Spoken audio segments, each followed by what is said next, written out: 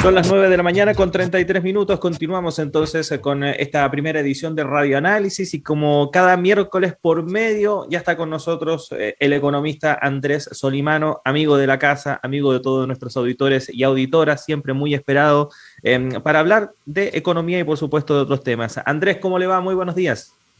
Sí, buenos días, Claudio. ¿Qué tal? ¿Cómo estás? Muy bien, muy bien. Un gusto escucharlo nuevamente, como cada miércoles por medio, para hablar Sí, sí, de diversos temas. Hay varias cosas que conversar, Andrés, así que le vamos de inmediato con vamos, los temas y partir. vamos al grano. Vamos al grano de inmediato y partir con esta información que se conoció a principios de semana, porque al parecer ya habría una fórmula para destrabar la discusión previsional en el Congreso con el envío de una ley corta en pensiones, que al parecer dejaría fuera esta idea de reformar estructuralmente el sistema, reformar entre comillas, porque ya sabemos las críticas que había respecto de la propuesta que se estaban discutiendo y avanzar básicamente en aumentar la cobertura de la pensión básica solidaria y también subir los montos previsionales. ¿Cómo ve ese anuncio, Andrés, que se dio a comienzo de esta semana?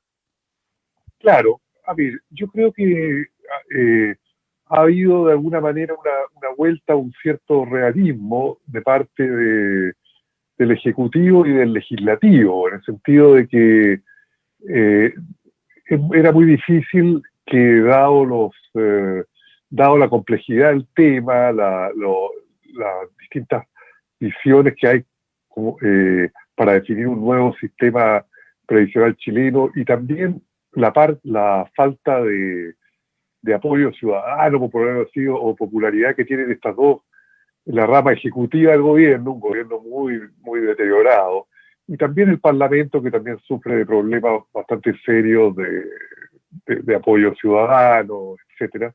Entonces, era muy difícil una reestructuración, la aprobación de una reforma estructural del sistema de pensiones. Entonces, se optó por la vía que me parece un poco más razonable, de una llamada ley corta, que no tiene la ambición de una reforma estructural, pero que debe atacar algunos de los problemas básicos que tiene el sistema. Ahora, se han concentrado en el pilar básico solidario, fundamentalmente, y subirían la cobertura de 60 a 80% de la PBS, de la pensión básica solidaria, que entiendo se renominaría a una especie de pensión básica universal. De nuevo, caemos, creo, a mi juicio, en el problema de los nombres, que los nombres no reflejan la realidad, de alguna manera, en el sentido de la universalidad, porque universalidad, por definición, es 100%, de llegar al 100% de la población beneficiaria. Y aquí, Hay palabras mal utilizadas y universalidad, Andrés. claro, universalidad. Todo en nuestro querido país se aprueban leyes de universalidad que no son universales. Entonces, el IFE universal, de ingreso familiar de emergencia universal, pero que es, si uno lo ve bien, el 80% de la persona del registro social de hogares, que no es la población total tampoco. Entonces, aquí puede pasar lo mismo. Entonces ya, se está presentando una cosa como universal que estrictamente es objetivo, más allá de las opiniones, no es universal. Pero es un aumento de la cobertura, 60-80. Y también se quiere llegar que el monto sea cerca de la línea de pobreza por persona, que es aproximadamente 175.000 pesos, más o menos. Bueno, si alguien gana 180.000 pesos mensuales ya no es pobre. Bueno, cualquiera que conoce el costo de la vida en Chile diría un supuesto bastante heroico. Bueno, con esas estadísticas y con esas cosas se está legislando. Ese es el primer comentario que haría. Hay algunas otras propuestas de algunos parlamentarios de tocar otros temas, como las tablas de mortalidad, también el tema de los fondos DIE, sobre todo el E, que ha caído el primer semestre de este año como 10%, y también hay una idea de permitir pensiones anticipadas para gente que ya les va a costar reinsertarse en el mercado laboral. Ujú. Sí, Andrés, bueno, esto, como usted dice, va un poco más con la realidad del momento político, ¿no? Un momento político social que sea impensable que esta reforma, como lo había planteado el Ejecutivo, pudiese prosperar en el Congreso. Pero se abre la puerta entonces a que finalmente, ya sea en la próxima administración o incluso con las bases que pueda sentar el proceso constituyente, se pueda avanzar hacia un cambio real, profundo respecto del sistema de pensiones. ¿Ve eso como una posibilidad?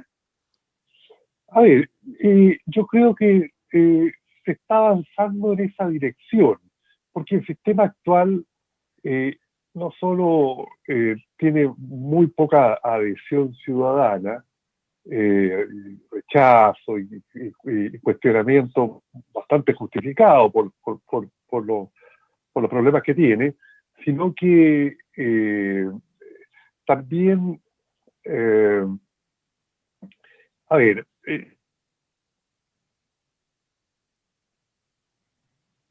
no, y lo otro, el punto es de que el sistema un poco se. Sí, no sé si tenemos algún problema en la comunicación con Andrés. Parece que lo perdimos justo cuando nos estaba entregando la respuesta. Voy a hacer una prueba al aire. Andrés, ¿usted está por ahí? ¿O no? Sí, Ahí está. Sí, que lo habíamos perdido por unos segundos. ya, ya. Bueno, a ver, no solo hay un problema de pérdida de legitimidad histórica por el desempeño que ha tenido el sistema en los últimos 40 años, digámoslo, sino que también hay una desmembramiento del sistema por los 3 retiros de las AFP, en el sentido que ya se le han sacado 50.000 millones de dólares, casi 20, un cuarto, 25% del valor total del fondo acumulado total. Eh, eh, y ahí entra en discusión el 11 de agosto, entiendo, una propuesta de un cuarto retiro, incluso hay propuestas de un retiro de 100%. Bueno, el sistema el sistema es muy, muy, muy difícil que siga en su forma actual. Ahora, va a depender de varias cosas. ¿Qué pronunciamiento haga respecto a la seguridad social la Convención Constitucional? ¿No es cierto? Que por su naturaleza no entra en los detalles de un sistema de pensiones, ¿no es cierto? Son más bien de leyes específicas, pero puede dar un mandato amplio y otorgarle un rol más preponderante al Estado en el manejo del sistema. Y después el otro factor es que se va a elegir una nueva administración, ¿no es cierto? Y si la nueva administración no es una continuación de la actual, lo más probable es que se presente, pienso yo, un proyecto de reforma estructural del sistema. Ujú. Andrés, a propósito que mencionó estos proyectos de retiro de fondos de las AFP que van a comenzar a discutirse a partir del próximo mes, ¿cómo ve también esa situación? Porque ahora ya no estamos hablando solo de algunas propuestas que plantean sacar un nuevo 10%, sino que hay cuatro, si no me equivoco, tres, cuatro propuestas que hablan de un retiro del 100% de los fondos. ¿Cómo ve eso? ¿Lo ve necesario? ¿Cómo lo analiza? A ver, antes de analizar las propuestas del retiro 100%, que sería como una versión más radical de los retiros. Yo creo que un cuarto retiro, tiene que ser evaluado con dos parámetros. Uno, la situación económica de la gente objetiva, y lo otro, de cuánto sería el impacto sobre los fondos del sistema y el valor de las futuras pensiones. Ahora, sobre la situación económica de la gente, la población en general, si bien este año va a haber una recuperación que tiene una parte muy fuerte estadística, ¿no es cierto? Porque el Banco Central está proyectando de que sería la economía un 9% este año. Si alguien ve esa cifra y que estamos en un boom económico y no precisamente en lo que estamos, porque la caída del año pasado fue muy profunda, entonces hay un rebote económico. La clave es que este rebote estadístico es también un rebote real, sobre todo medido en empleo, porque la gente obtiene, el grueso de la población, sus rentas del empleo. Y yo creo que va a depender también si el IFE universal, llamado universal, se extiende de septiembre, por ejemplo, a diciembre. Porque lo que se aprobó es que el IFE era por 3 meses, julio, agosto, septiembre, y ahí termina con lo que se aprobó en el Parlamento.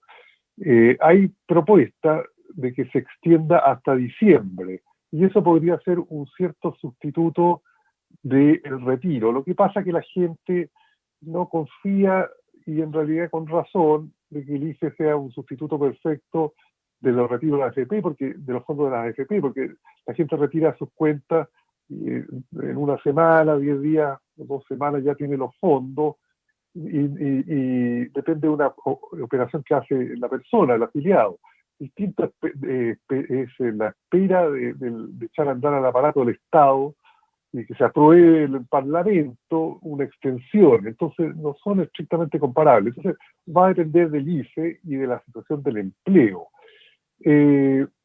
A ver, yo creo que la probabilidad de que aprueben un cuarto retiro de 10%, no diría de 100%, de 10, luce bastante alta por lo que se está observando de la actitud de los parlamentarios, etcétera. Al gobierno no le gusta, pero ya el gobierno ha perdido 3 veces su apuesta, porque los primeros 3 retiros también apostó a que no, y se opuso a los retiros, y igual se hicieron.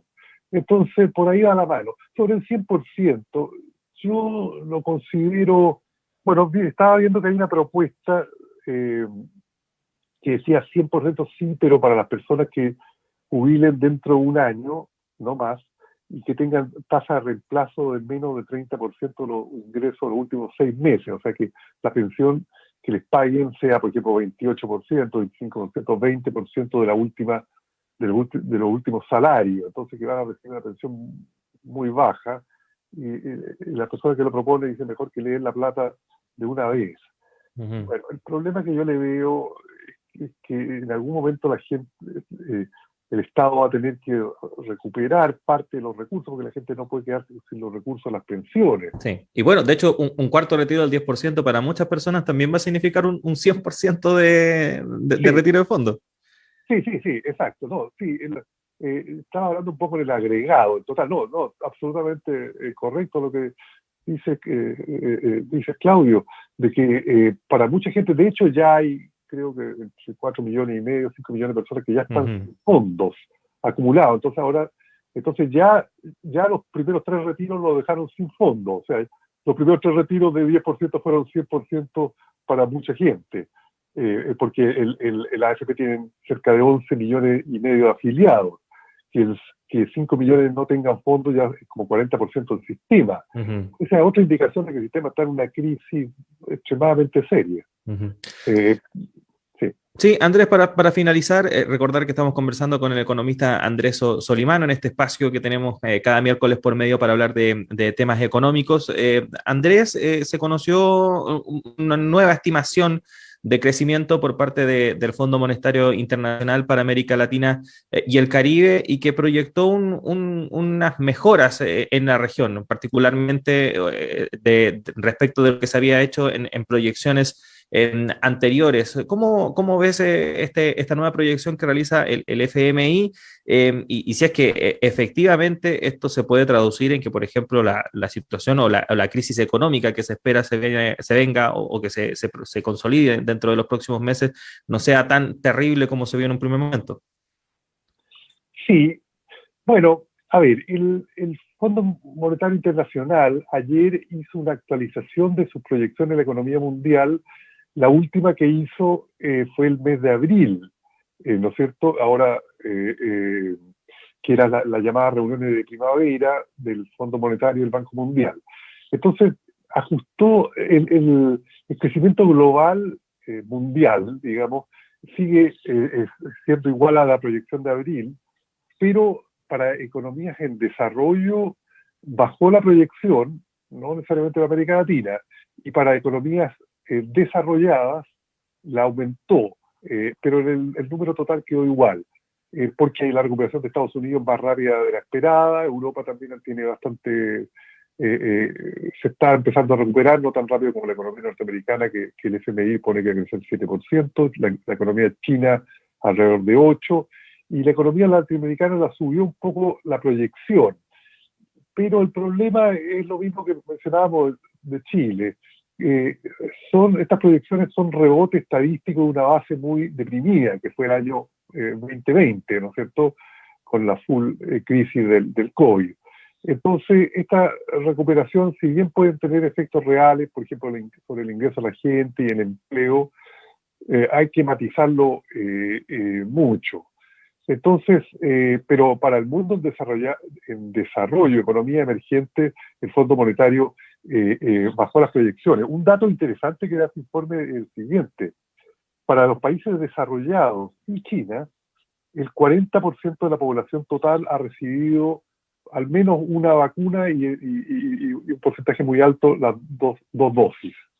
Mientras que para economías emergentes y países en desarrollo, solamente el 11% de la población ha recibido vacunación, por lo menos una vacuna, y para los países menos desarrollados, con ingresos per cápita anuales menos 1.200, solo el 1% lo ha recibido. Y ahí está la gran parte de los países de África subsahara, está Haití en América Latina, está Afganistán, está Pakistán, Bangladesh. O sea, hay una gran cantidad de países que solo el 1% de la población ha sido vacunada, mientras que los países desarrollados en promedio el 40% y en economía emergente de ingreso medio 11%.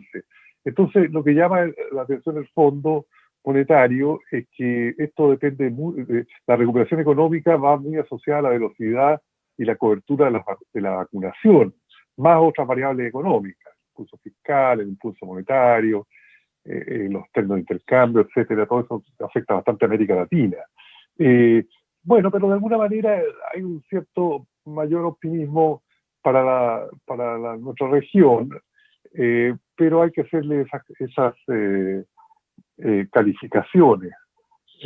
Hay países bastante complicados en vacunación y en la capacidad de recuperación, como por ejemplo Argentina. Bueno, Perú ahora hay un cambio de gobierno, asume el profesor Pedro Castillo, presidente, y le está poniendo una prioridad a la vacunación y al gasto social y una recuperación un poco más orientada a los sectores populares. Vamos a ver cómo camina eso, porque es un país con una política general bien complicada. Y así, digamos, Colombia está con una crisis política, social fuerte, ¿para qué decir Brasil? Ha unido un manejo muy, muy eficiente de la pandemia, de Bolsonaro. Bueno, hay una historia diferente según los países, México con su propia historia y así. Entonces, es una situación diversa la América Latina, pero ojo, lo que sale del informe de FMI dice que la división sur-norte a nivel global es importante y que el norte desarrollado, más China, está saliendo mucho más rápido que el sur menos desarrollado o subdesarrollado en esta pandemia y en este manejo de la recuperación económica. Bueno, y eso lamentablemente puede derivar una profundización de la desigualdad que ya existía entre los dos hemisferios.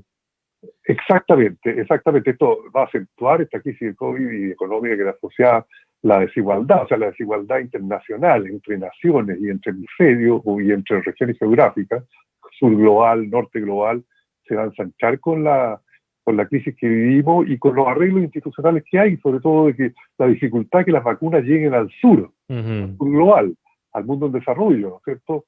Hay iniciativas, está el COVAX, está otro de Trust Fund africano, hay iniciativas y también están empujando para que los países que se sobreestoquearon con vacunas, países desarrollados, transfieran vacunas al mundo en desarrollo. Se está hablando de 1.000 millones de vacunas que vengan al mundo en desarrollo antes del fin del 2021 para apoyar en la recuperación. Pero bueno, estamos viendo que vivimos en un mundo global muy desigual, con mucha desigualdad de recursos que se expresan también en el sector de la salud, específicamente en las vacunas, Sí. con ya vacunas muy distintas. Sí, lamentable, Andrés, esa situación. Pero bueno, Sí. se nos acabó el tiempo, siempre nos quedan ganas de seguir conversando de diversos temas, pero vamos a tener nuevas sesiones a futuro donde lo vamos a tener de vuelta acá en Radio Universidad de Chile. Un abrazo grande, Andrés, que esté bien. Ya, un abrazo grande, igualmente, que esté muy bien, Claudio. Adiós. Adiós, muchas gracias. Gracias. Y